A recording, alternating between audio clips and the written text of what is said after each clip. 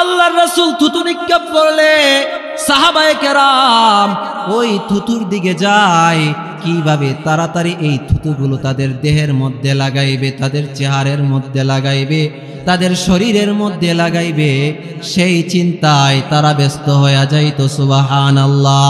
কেমন পাগল ছিল সাহাবায়ে কেরাম, কেমন পাগল ছিল।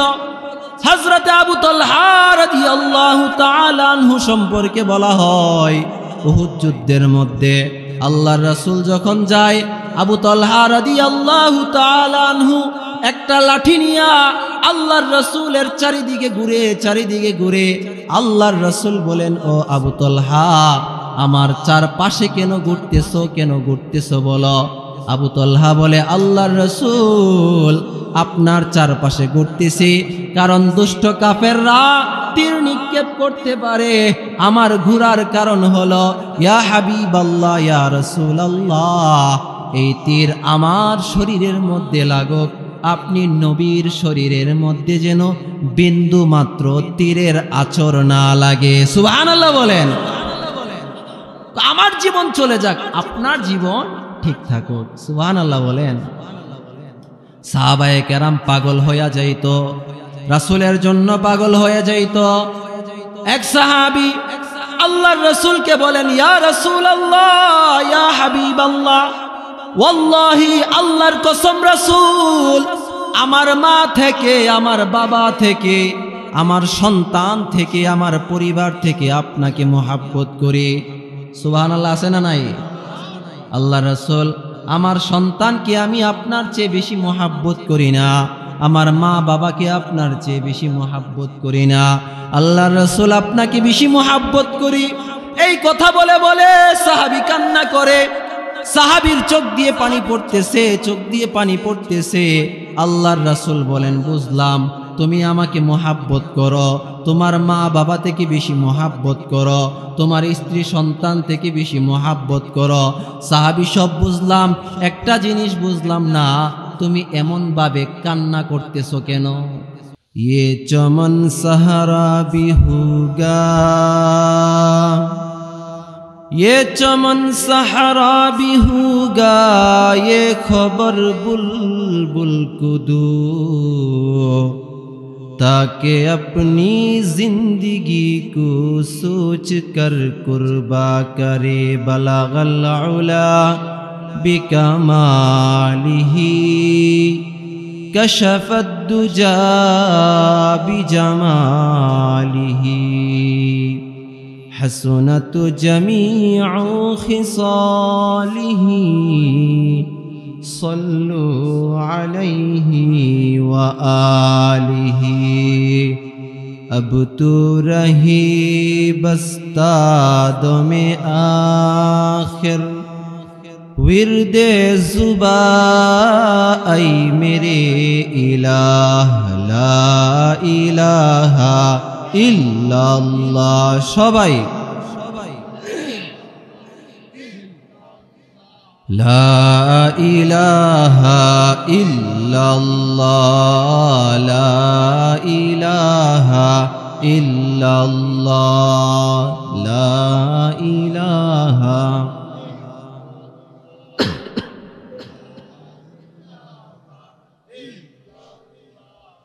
নাই কোনো মাবুদ আল্লাহ ছাড়া, নাই কোনো মাবুদ, লা ইলাহা ইল্লাল্লাহ। সবাই লা ইলাহা ইল্লাল্লাহ।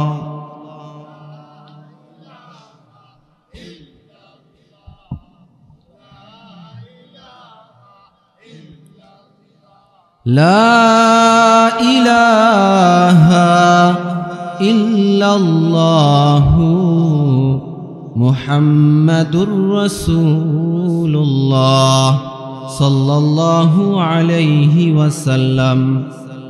আলহামদুলিল্লাহ, সমস্ত প্রশংসা রব্বুল আলামিন, আমাদের সৃষ্টিকর্তা, পালনকর্তা, আমাদের রিজিক দাতা, আমাদের হেফাজত করনেওয়ালা, যিনি ব্যতীত আর কোনো ইলাহ নাই, যিনি ব্যতীত আর কোনো মাবুদ নাই, যিনি ব্যতীত আর কোনো সত্তা নাই, সে মালিকের দরবারে শুকরিয়া আদায় করি যে মহান রব্বুল আলামিন ভবানীপুর পশ্চিমপাড়া নূরে মদিনা জামে মসজিদের উদ্যোগে চতুর্থবার্ষিক ইসলামী মহাসম্মেলনের আজকের মহতি মাহফিলের মধ্যে আমাদেরকে আসার বসার তৌফিক দান করেছেন।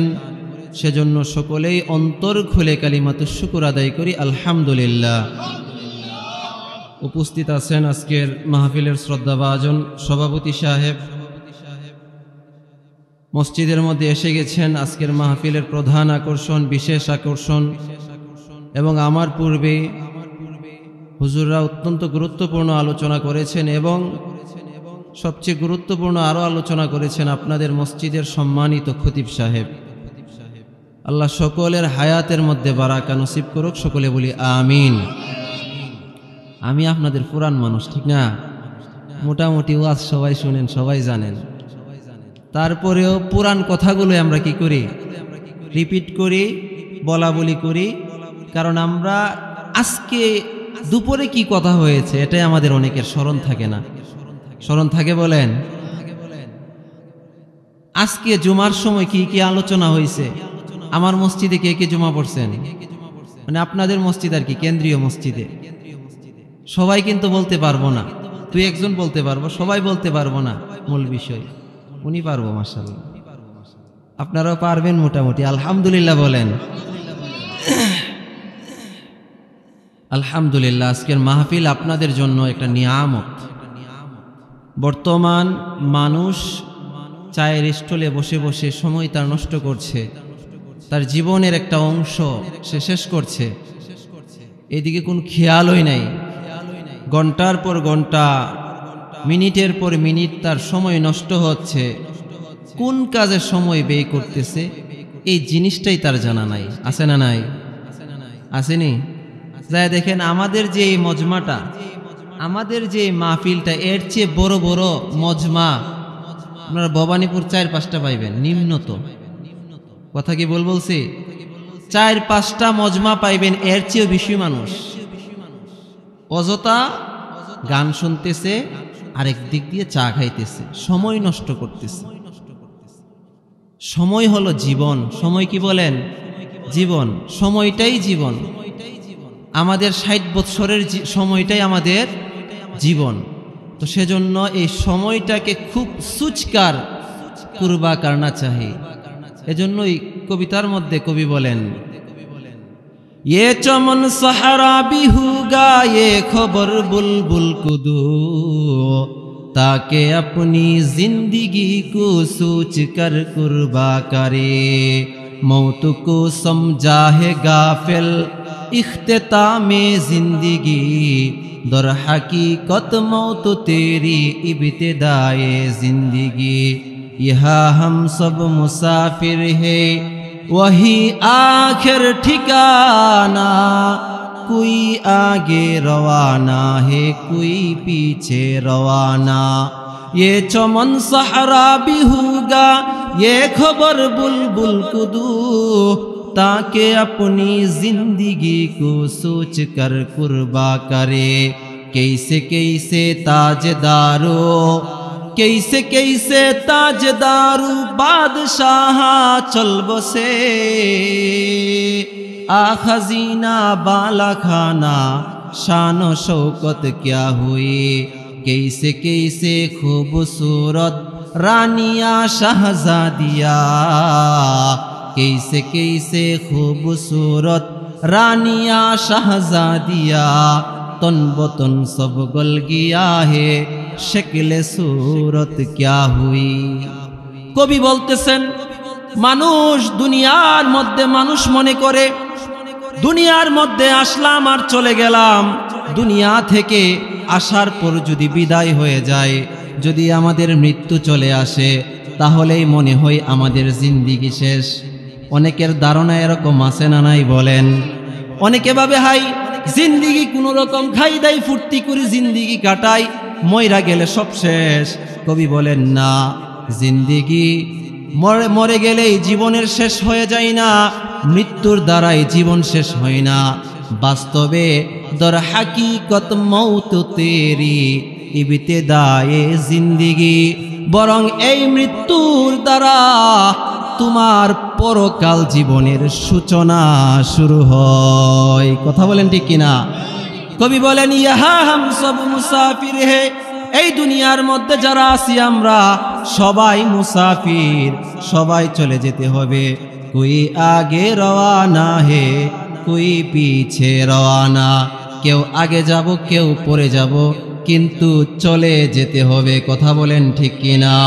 ইয়ে চমন সাহারা বিহুগা, এই পৃথিবীটা একদিন মরুভূমি হয়ে যাবে, এই পৃথিবীটা একদিন মরুভূমি হয়ে যাবে। কবি বলেন বুলবুলকে খবর দাও, বরং বুলবুলকে খবর দিয়ে বলতেছে মানুষকে খবর দাও, এই পৃথিবী একদিন ধ্বংস হয়ে যাবে, এই পৃথিবী তার আপন অবস্থার মধ্যে বহাল থাকবে না।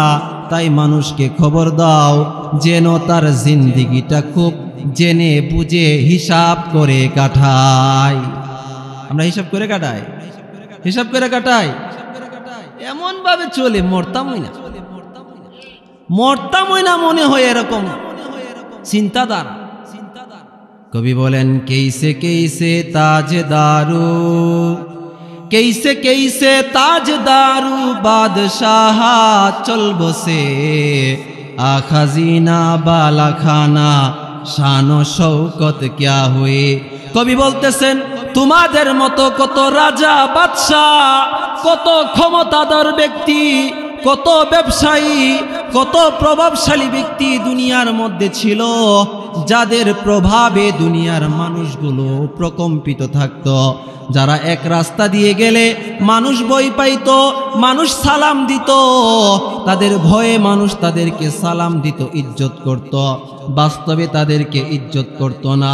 কত পাওয়ারশালী, কত ক্ষমতাবান, কত অট্টালিকার ধনভাণ্ডারওয়ালা রাজা বাদশাহ দুনিয়ার মধ্যে ছিল। আখাজিনা বালাখানা শান শৌকত কিয়া হুয়ে। আজকে এই রাজা বাদশাদের কি অবস্থা, এই রাজা বাদশাদের পাওয়ারের কি অবস্থা, তাদের ক্ষমতার কি অবস্থা, তাদের সম্পদের কি অবস্থা। এই শান ও শৌকত সম্পদ কোনো কিছু কাজে আসছে বলেন? কোনো কিছু কাজে আসে নাই।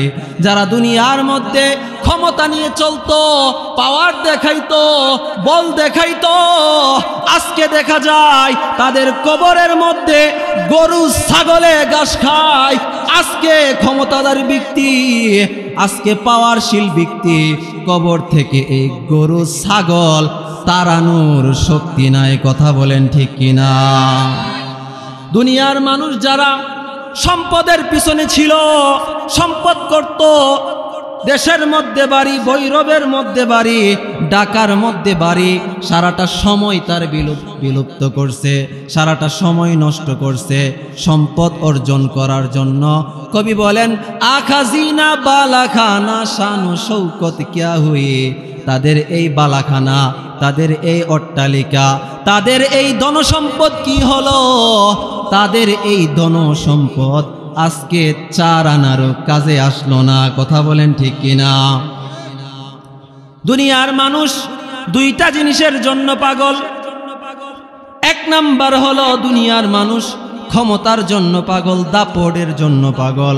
দুনিয়ার মানুষ পাওয়ারের জন্য পাগল। আরেকটা জিনিস হলো দুনিয়ার মানুষ নারীর জন্য পাগল। কথা বলেন ঠিক কিনা? এজন্যই আল্লাহর রাসূল বলেন ইন্নাদ দুনিয়া হুলওয়াতুন খাদিরা, ইন্নাদ দুনিয়া হুলওয়াতুন খাদিরা। আল্লাহর রাসূল সাল্লাল্লাহু আলাইহি ওয়াসাল্লাম এই দুনিয়াটাকে দুইটা জিনিসের সাথে উপমা দিয়েছেন। এক নাম্বার হলো দুনিয়াটা হলো মিষ্টময়, মিষ্ট জাতীয়। 2 নাম্বার হলো খাদিরা, সবুজ শ্যামল। দুনিয়ার মধ্যে আপনারা বলেন মানুষ টক জাল মিষ্টি, এটার মধ্যে ভালো ভাগনটা সবচেয়ে বেশি, ভালো ভাগনটা মিষ্টি। মিষ্টি সবাই কম বেশ ভালো পায়।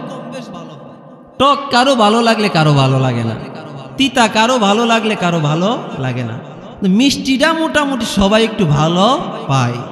আর কালার রং যদি দেখতে চান, কোন রংটা পছন্দ লাগে? সবুজ। সবুজ, সবুজের দিকে তাকাইলে ভালো লাগে। সাদার দিকে আপনি তাকায় থাকতে পারবেন? 1 মিনিট তাকাইলে চোখ ঝাপসা হয়ে যাবে। কথা বলেন? তো সেজন্য আল্লাহর রাসূল দুনিয়াটাকে উদাহরণ দিছেন ইন্নাদ দুনিয়া হুলওয়াতুন খাদিরা, দুনিয়াটা হলো সবুজ শ্যামল। ওয়া ইন্নাল্লাহা মুস্তাখলিফুকুম ফিহা, আল্লাহর রাসূল বলেন দুনিয়া মিষ্টময়, দুনিয়া সবুজ শ্যামল, আর আল্লাহ তাআলা তোমাদেরকে দুনিয়ার মধ্যে আল্লাহর প্রতিনিধি হিসেবে প্রেরণ করছে। আল্লাহ দেখতে চাই তোমরা দুনিয়ার মধ্যে কেমন কাজ করো, দুনিয়ার মধ্যে চায়ের আড্ডাখানার মধ্যে সময় নষ্ট করো, নাকি ওয়াজের প্যান্ডেলে আইসা শীতকে উপেক্ষা করে তোমরা আল্লাহর কালাম শুনো। আছে না নাই? আল্লাহর রাসূল বলেন ফাত্তাকুদ দুনিয়া ওয়াত্তাকুন নিসা, আল্লাহর রাসূল বলেন এই দুনিয়াকে ভয় করবা, দুনিয়ার অট্টালিকাকে ভয় করবা, দুনিয়ার শান ও শৌকতকে ভয় করবা, দুনিয়ার ক্ষমতাকে ভয় করবা, দুনিয়ার পাওয়ারকে ভয় করবা। আমরা তো দুনিয়ার পাওয়ারের লাগে পাগল, ভয় করুম না পাগল? সবাই পাগল। আর কার আগে কে দুনিয়া তালাশ করতে পারে? আমারই নি সালাম দে, আমারই নি বাহাবা দে। মায়া উনি মসজিদের ইমাম সাহেবরে সালাম দিব, গায়ে বাঁধে, হুজুরে আগে তারে সালাম দিত। আছে না নাই? হুজুরে আগে তারে সালাম দিত। আমি তো এলাকার অনেক নেতা হয়ে গেছি, আমি অনেক বড় পর্দাইন না, আমি কেরে সালাম দিব? আল্লাহর রাসূল বলেন যে আগে আগে সালাম দেই, আল বাদিউ বিসসালাম বারিউম মিনাল কিবির, যে আগে আগে সালাম দেই সে অহংকার থেকে মুক্ত হয়ে যায়। সুবহানাল্লাহ বলেন। আমার ইচ্ছা হয় আমার যে বাজানরা আছেন তারা সালাম দেওয়ার আগে আমি সালাম দিই। সবাই মুরব্বীরা আমার বাপের সমান, আলহামদুলিল্লাহ। এই অহংকারটা আমার ভিতরে রাখি না। তবে যারা বেশি ভাবসাব লইয়া চলে না, আমি এই সব মানুষটি একটু সাইড দিয়া চলি। কারণ দুনিয়ার মধ্যে কোনো মানুষের ভাবসাব, নেতা, ফরদাইন না, এগুলোর সাইড দেওয়ার সময় কারো নাই। কথা বলেন ঠিক কিনা? যারা সঠিক পথে থাকবে, মসজিদের ইমাম যদি সঠিক হয় তাহলে এই মসজিদের ইমাম কোনো ফরদাইন না, কোনো সর্দার, কোনো নেতা তার চাটুকারিতা করবে না। কথা বলেন ঠিক কিনা? মসজিদের ইমাম সাহেবকে কেউ সাজেশন দিবে না, মসজিদের ইমাম সাহেব সাজেশন দিবে, সেই সাজেশনে আমার জীবন পরিচালনা করব। কথা বলেন ঠিক কিনা?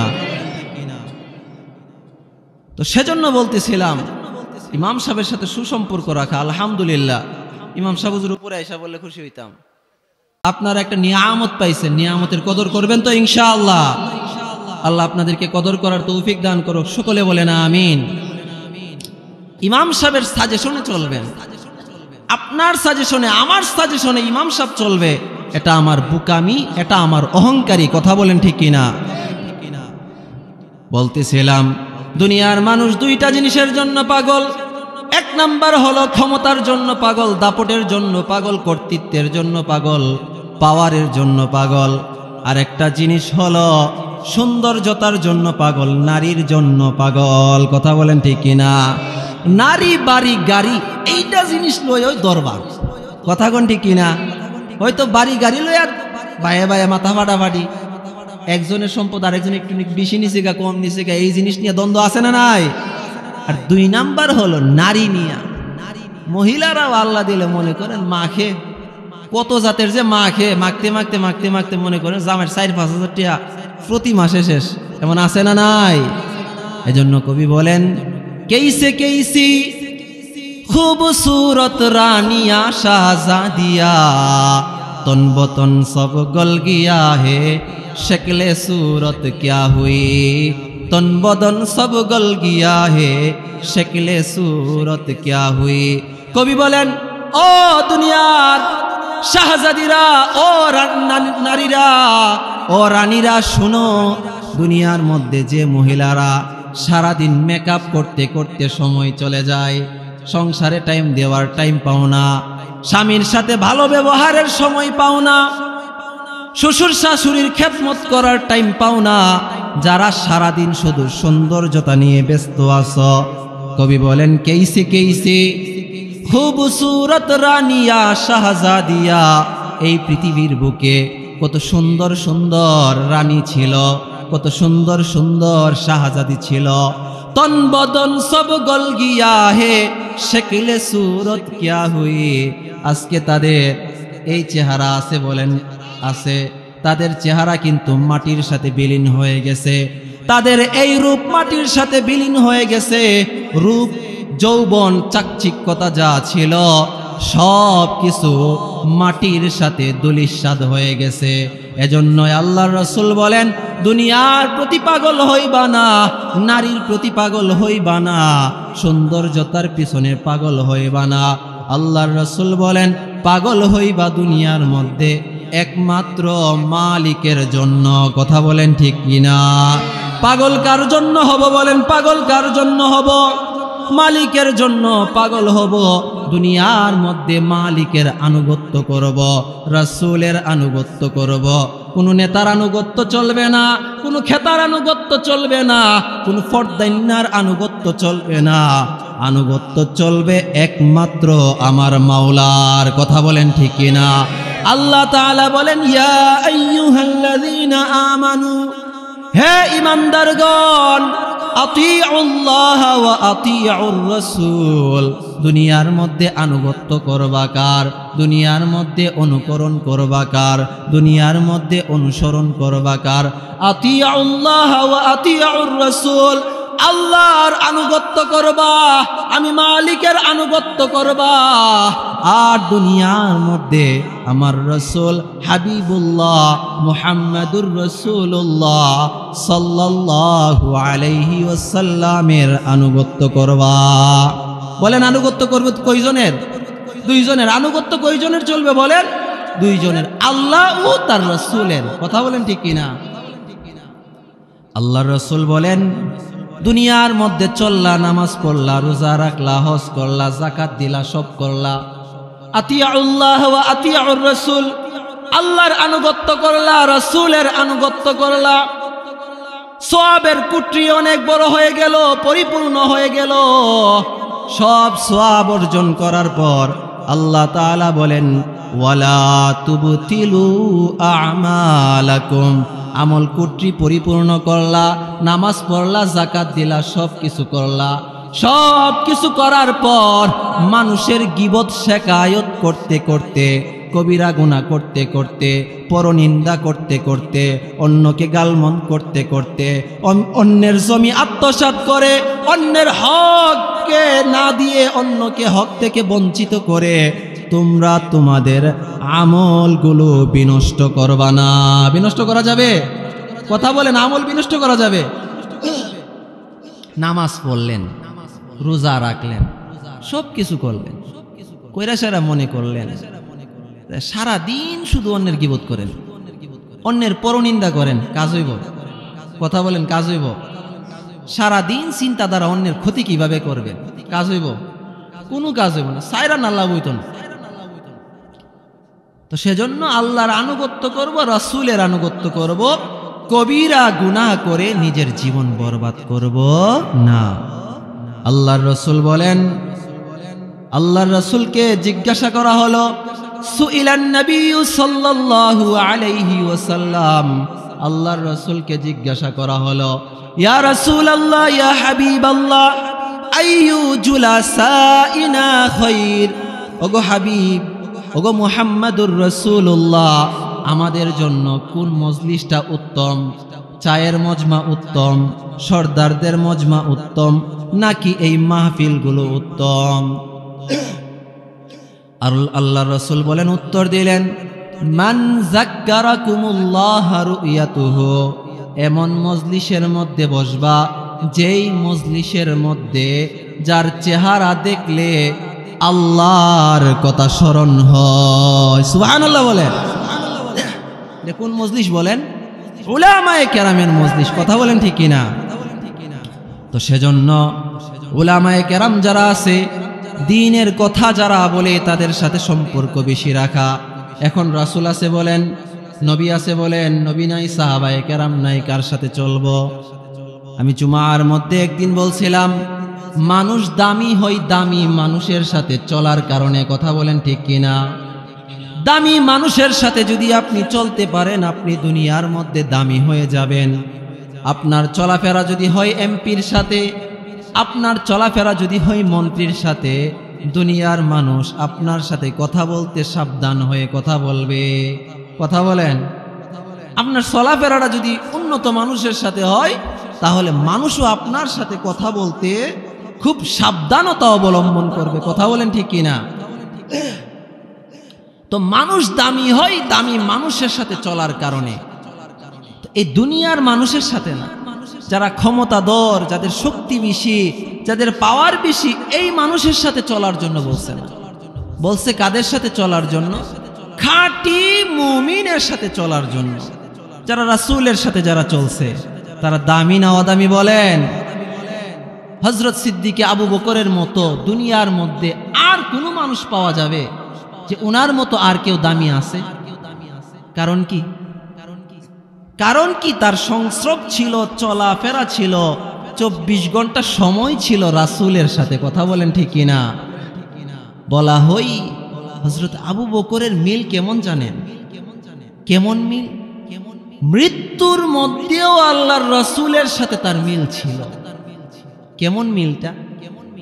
যেমন একদিন জুমার মধ্যে বলছিলাম যে হযরত আবু বকর সিদ্দিক যখন ওই যে কূপের মধ্যে গেলেন, গারে হেরা বা সুরের মধ্যে গেলেন আল্লাহ রাসূলের সাথে হিজরতের সময়, সাপে যখন ওনাকে দংশন করেছিল, উনি কি নিজে বলছিল না চোখের পানি পড়ছিল পরে জানছে রাসূল?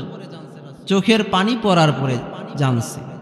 তো বলা হয় যে আল্লাহ রাসূল সাল্লাল্লাহু আলাইহি ওয়াসাল্লামের যে মৃত্যুটা, যদিও দেখা যায় অসুস্থ অবস্থায় মৃত্যুবরণ করছেন, মুহাদ্দিসিনে কেরাম বলেন আল্লাহর রাসূলের মৃত্যুটা ছিল শহীদি মৃত্যু। সুবহানাল্লাহ বলেন। কোন কারণে? বলা হয় খাইবর যুদ্ধের মধ্যে এক ইহুদি মহিলা আল্লাহর রাসূল সাল্লাল্লাহু আলাইহি ওয়াসাল্লামকে তার বাড়ির মধ্যে দাওয়াত দিলেন, তার বাড়ির মধ্যে মেহমান হিসেবে দাওয়াত দিলেন। আল্লাহর রাসূল মেহমান হিসেবে দাওয়াত গ্রহণ করলেন। বলা হয় আল্লাহর রাসূল সাল্লাল্লাহু আলাইহি ওয়াসাল্লাম যখন গেলেন, ওই ইহুদি মহিলা বকরির গোশতের মধ্যে বিষ মিশ্রণ করে আল্লাহর রাসূলকে দিয়েছেন। নাউজুবিল্লাহ বলেন। আল্লাহর রাসূল সাল্লাল্লাহু আলাইহি ওয়াসাল্লাম মেহমান হয়ে ইহুদির বাড়িতে, মহিলার বাড়িতে মেহমান হয়ে যখন গোশতটা মুখের মধ্যে দিলেন, চাবাইতেছে, এমন সময় আল্লাহ তাআলা হযরত জিব্রাইলকে জানায়া দিলেন, ও জিব্রাইল জানায়া দাও আমার হাবিবকে এই গোশতের মধ্যে বিষ মিশ্রণ করা আছে। সুবহানাল্লাহ বলেন। আল্লাহর রাসূলের কাছে যখন খবর দেওয়া হলো, আল্লাহর রাসূল মুখ থেকে ফেলে দিলেন। মুহাদ্দিসিনে কেরাম বলেন আল্লাহর রাসূল যে এই বিষযুক্ত গোশত একটু চাবাইছিল, মাত্র খাইছে, চাবাইছিল একটু। এই চাবানোর কারণে এই যে একটা বিশ্বের ব্যথা, আল্লাহ রাসূলের কয়েক মাস পর পরে এই বিশ্বের ব্যথা দেখা দিত। আল্লাহ রাসূলের শরীরের মধ্যে বিষের প্রতিক্রিয়া চলে আসতো, আল্লাহ রাসূল কাতর হয়ে যাইত এই বিষের কারণে। বলা হয় আল্লাহর রাসূল সাল্লাল্লাহু আলাইহি ওয়াসাল্লাম যখন অসুস্থ হয়, এই অসুস্থতার অন্যতম কারণ ছিল এই বিষ প্রক্রিয়া। এই বিষ প্রক্রিয়ার কারণে আস্তে আস্তে আল্লাহ রাসূল অসুস্থ হয়ে গেলেন এবং আস্তে আস্তে আল্লাহর হুকুমে আল্লাহ রাসূল দুনিয়া থেকে বিদায় নিলেন। তার মানে বোঝা গেল আল্লাহ রাসূলের মৃত্যুটাও কি একটা শহীদি মৃত্যু। কথা বলেন ঠিক কিনা? বলা হয় সিদ্দিকে আকবর বোঝানো উদ্দেশ্য হযরত আবু বকরের সাথে রাসূলের কেমন মিল ছিল। বলা হয় ওই যে গারের মধ্যে, কূপের মধ্যে, ওই যে গুহার মধ্যে আল্লাহর রাসূলের সাথে আবু বকর সিদ্দিক রাত্রি কাটাইছিল। ওই দিন যে সাপে আল্লাহর রাসূলের সাহাবী আবু বকরকে কাটছিল, ওই সাপের বিষ প্রক্রিয়া হযরত আবু বকর সিদ্দিক রাদিয়াল্লাহু তাআলা আনহুর মধ্যে ছিল। বলা হয় রাসূল যেমন মাস দুয়েক পর পর বিষের কারণে কাতর হয়ে যাইতেন, আবু বকর সিদ্দিকও এরকম বিষের কারণে কাতর হয়ে যাইতেন। সুবহানাল্লাহ বলেন। মিল দেখাইতেছি, মিল। বলা হয় এই বিষ প্রক্রিয়ার কারণেই আবু বকর সিদ্দিক রাদিয়াল্লাহু তাআলা আনহু অসুস্থ হয়ে যায় এবং উনার মৃত্যুটাও সেম রাসূল সাল্লাল্লাহু আলাইহি ওয়াসাল্লামের মতো হয়ে যায়। সুবহানাল্লাহ বলেন। কেমন মিল ছিল, কেমন মুহাব্বত আর মিল। তো সেজন্য মুহাব্বত মিল কার সাথে হওয়া দরকার বলেন? রাসূলের সাথে, সাহাবায়ে কেরামের সাথে এবং তাদের উত্তরসূরি যারা উলামায়ে কেরাম তাদের সাথে হওয়া দরকার। কথা বলেন ঠিক কিনা? সাহাবায়ে কেরাম রাসূলকে যেমন মুহাব্বত করতেন, আমাদেরও দরকার আমরাও উলামায়ে কেরামকে ঠিক তদ্রুপ মুহাব্বত করা। কথা বলেন। বলা হয় সাহাবায়ে কেরাম কেমন মুহাব্বত করত, কেমন মুহাব্বত করত। উরওয়া ইবনে মাসউদ বলেন, আমি তখনও মুসলমান হই নাই, আমি তখনও কালিমা পড়ি নাই। একবার দেখলাম আল্লাহর রাসূল সাল্লাল্লাহু আলাইহি ওয়াসাল্লাম হুদাইবিয়ার সন্ধির সময়, হুদাইবিয়ার যুদ্ধের সময় আল্লাহর রাসূল সাল্লাল্লাহু আলাইহি ওয়াসাল্লাম যখন ইচ্ছা পোষণ করলেন মক্কার দিকে আসবেন, উমরা করবেন, তখন আমাকে কাফেররা পাঠাইলেন, এই যাও মুহাম্মদের সাথে সন্ধি করো, মুহাম্মদের সাথে সন্ধি করতে যাও। উরওয়া বিন মাসউদ বলেন, আমি যখন আল্লাহর রাসূলের কাছে গেলাম, আল্লাহর রাসূলের সাহাবায়ে কেরামকে দেখলাম, আল্লাহর রাসূল যেই দিকে থুতু নিক্ষেপ করে সাহাবায়ে কেরাম দৌড়াইয়া থুতু সংগ্রহ করার জন্য যায়। আল্লাহু আকবার বলেন। আল্লাহর রাসূল থুতু নিক্ষেপ করলে সাহাবায়ে কেরাম ওই থুতুর দিকে যায়। কিভাবে তাড়াতাড়ি এই থুতুগুলো তাদের দেহের মধ্যে লাগাইবে, তাদের চেহারের মধ্যে লাগাইবে, তাদের শরীরের মধ্যে লাগাইবে, সেই চিন্তায় তারা ব্যস্ত হয়ে যাইত। সুবহানাল্লাহ। কেমন পাগল ছিল সাহাবায়ে কেরাম, কেমন পাগল ছিল। হযরতে আবু তালহা রাদিয়াল্লাহু তাআলা আনহু সম্পর্কে বলা হয়, উহুদ যুদ্ধের মধ্যে আল্লাহর রাসূল যখন যায়, আবু তালহা রাদিয়াল্লাহু তাআলা আনহু একটা লাঠি নিয়া আল্লাহর রাসূলের চারিদিকে ঘুরে আল্লাহর রাসূল বলেন, ও আবু তালহা, আমার চারপাশে কেন ঘুরতেছো বলো। আবু তালহা বলে, আল্লাহর রাসূল, আপনার চারপাশে ঘুরতেছি কারণ দুষ্ট কাফেররা তীর নিক্ষেপ করতে পারে। আমার ঘোরার কারণ হলো, ইয়া হাবিবাল্লাহ, ইয়া রাসূলুল্লাহ, এই তীর আমার শরীরের মধ্যে লাগুক, আপনি নবীর শরীরের মধ্যে যেন বিন্দু মাত্র তীরের আঁচড় না লাগে। সুবহানাল্লাহ বলেন। আমার জীবন চলে যাক, আপনার জীবন ঠিক থাকুক। সুবহানাল্লাহ বলেন। সাহাবায়ে কেরাম পাগল হইয়া যাইত, রাসূলের জন্য পাগল হয়ে যাইত। এক সাহাবী আল্লাহর রাসূলকে বলেন, ইয়া রাসূলুল্লাহ, ইয়া হাবিবাল্লাহ, ওয়াল্লাহি, আল্লাহর কসম রাসূল, আমার মা থেকে, আমার বাবা থেকে, আমার সন্তান থেকে, আমার পরিবার থেকে আপনাকে মুহাব্বত করি। সুবহানাল্লাহ আছে না নাই? আল্লাহর রাসূল, আমার সন্তানকে আমি আপনার চেয়ে বেশি মুহাব্বত করি না, আমার মা বাবাকে আপনার চেয়ে বেশি মুহাব্বত করি না, আল্লাহর রাসূল আপনাকে বেশি মুহাব্বত করি। এই কথা বলে বলে সাহাবী কান্না করে। সাহাবীর চোখ দিয়ে পানি পড়তেছে।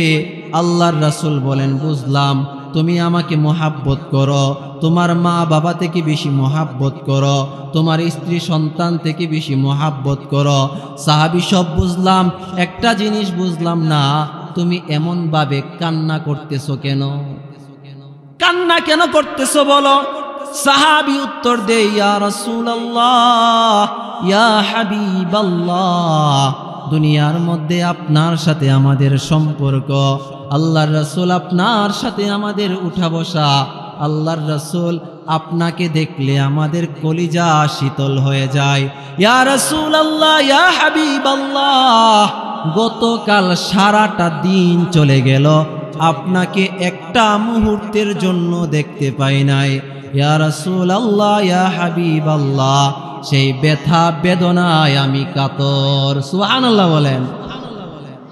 সাহাবী বলেন, ইয়া রাসূলুল্লাহ, ইয়া হাবিবাল্লাহ, গত রাত সারা রাত আমি চিন্তা করছি, সারাটা রাত আমি পেরেশানির মধ্যে ছিলাম, আমি চিন্তার মধ্যে ছিলাম। রাসূল গো, কিয়ামতের ময়দানে যখন বিচার আচার হয়ে যাবে, রাসূল গো, যখন মানুষ জান্নাতীরা জান্নাতে চলে যাবে, জাহান্নামীরা যখন জাহান্নামী হয়ে যাবে, ইয়া রাসূলুল্লাহ, ইয়া হাবিবাল্লাহ, আপনি তো জান্নাতি হবেন নিঃসন্দেহে, আপনি জান্নাতে চলে যাবেন, আপনি নবীদের সাথে জান্নাতের মধ্যে থাকবেন, আপনার সাথে আপনার সহকারী হবে সিদ্দিক আকবর আবু বকর, আপনার সাথে আপনার সহকারী হবে, আপনার সাথী হবে ওমরে ফারুক, উসমান, আলী, সালমান ফারসি, বড় বড় সাহাবায়ে কেরামদেরকে নিয়ে আপনি নবী জান্নাতের মধ্যে ঘুরবেন।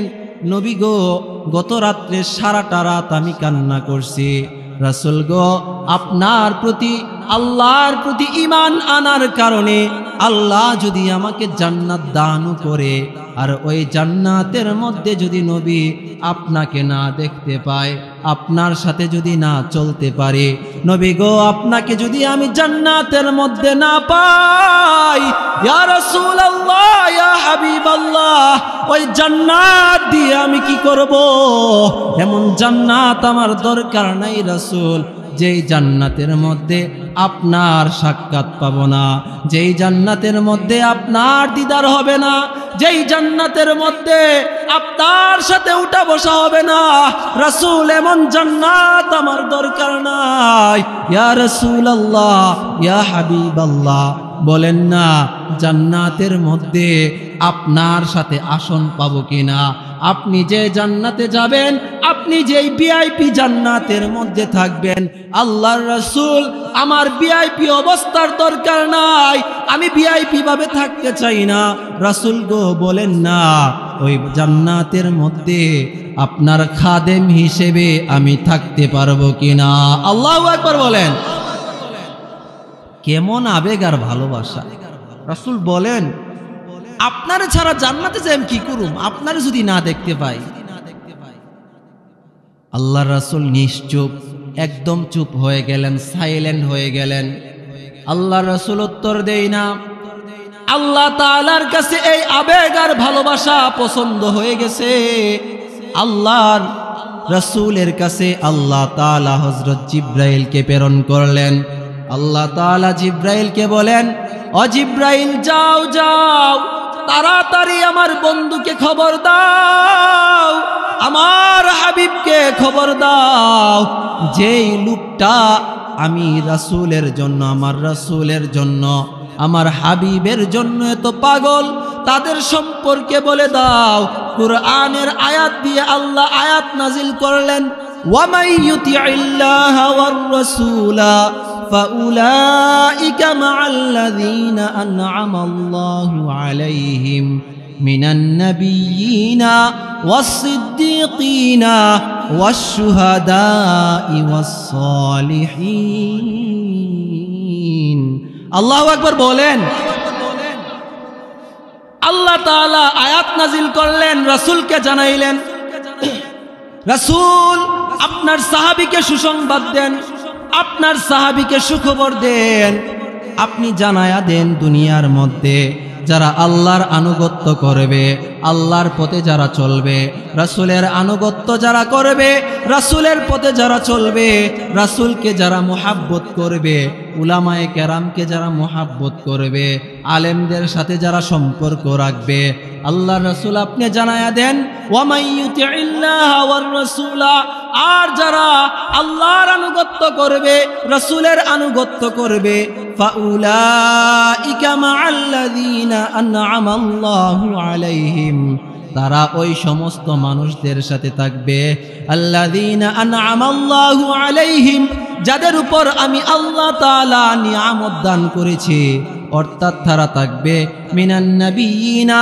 তারা থাকবে নবীদের সাথে, ওয়াশ-শুহাদা, মিনান নাবিয়িনা ওয়াস-সিদ্দীকিনা ওয়াশ-শুহাদা'i ওয়াস-সালিহিন, তারা জান্নাতে থাকবে নবীদের সাথে, তারা জান্নাতে থাকবে সিদ্দিকে আকবরের সাথে, তারা জান্নাতে থাকবে শহীদদের সাথে, তারা জান্নাতে থাকবে নেককার আলেমদের সাথে। আল্লাহু আকবার বলেন। যার সাথে যার মোহাব্বত হবে তার সাথেই তার কিয়ামত হবে।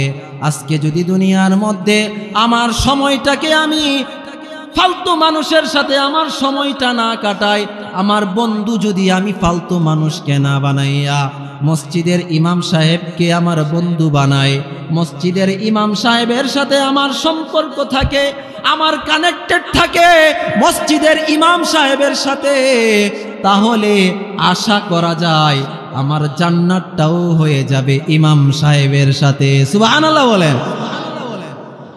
আল্লাহ রাসূল বলেন দুনিয়ার মধ্যে 4 ধরনের মানুষ সফল, আর 1 ধরনের মানুষ দুনিয়ায় থাইকাই ধ্বংস। নাউজুবিল্লাহ বলেন। 4 ধরনের মানুষ সফল আর 1 ধরনের মানুষ ধ্বংস, দুনিয়ায় থাইকাই ধ্বংস। শোনার দরকার আছে না নাই? বড় হুজুর যারা আছে আসতেছে, সবাই থাকবেন তো ইনশাআল্লাহ? ইনশাআল্লাহ।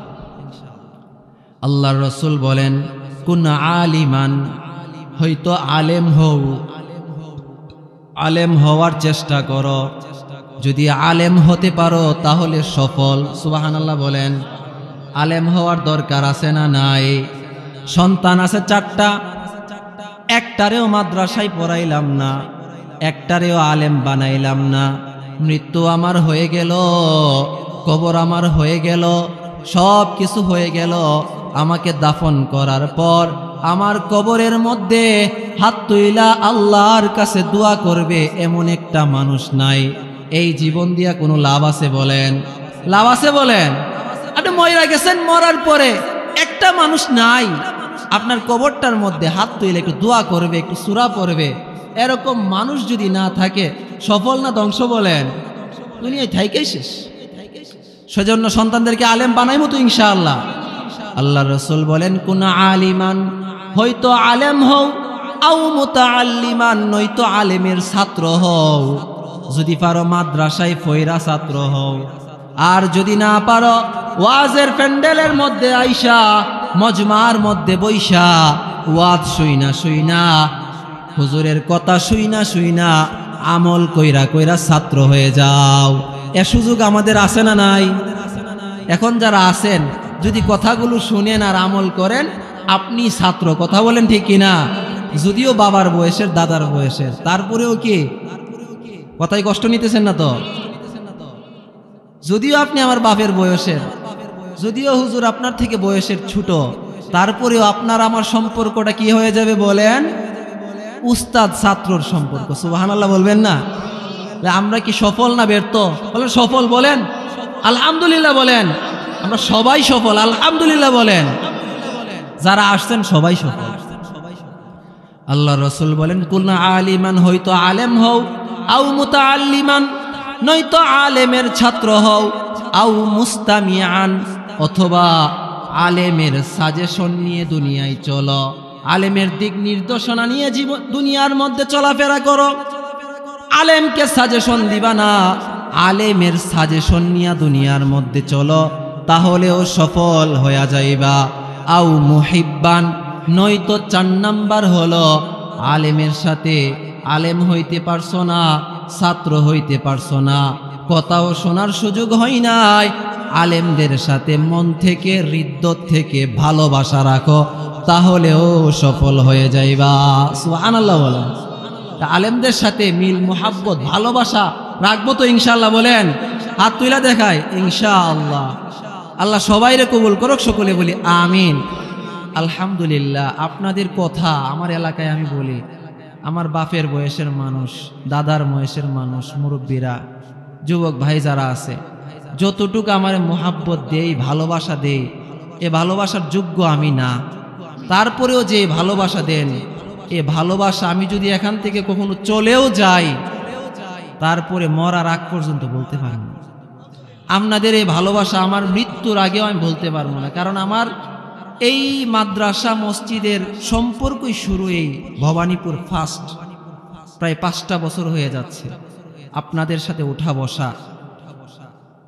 আপনাদেরকে আমি মন থেকে ভালোবাসি। আল্লাহ আপনাদের ভালোবাসাগুলোকে কবুল করুক, সকলে বলি আমিন। এই ভালোবাসাটাকে আল্লাহ আখেরাতের জন্য কবুল করুক, সকলে বলি আমিন।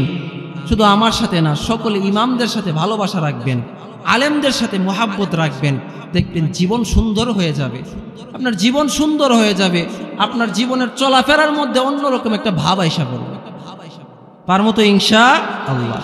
আল্লাহ রাসূল বলেন, ওয়ালা তাকুন খামিসান, পঞ্চম ব্যক্তি হইবা না, আলেম বিদ্বেষী হইবা না, আলেমদের সাথে বিরোধিতা করবা না, আলেমদের বিরুদ্ধচারণ করবা না, যদি করো ধ্বংস হইয়া যাইবা। কথা বলেন। তা আল্লাহ আমাদেরকে হেফাজত করুক, সকলে বলি আমিন। আল্লাহর আনুগত্য, রাসূলের আনুগত্য করার তৌফিক দান করুক এবং উলামায়ে কেরামের সাথে মুহাব্বত রেখে চলার তৌফিক দান করুক, সকলে বলি আমিন।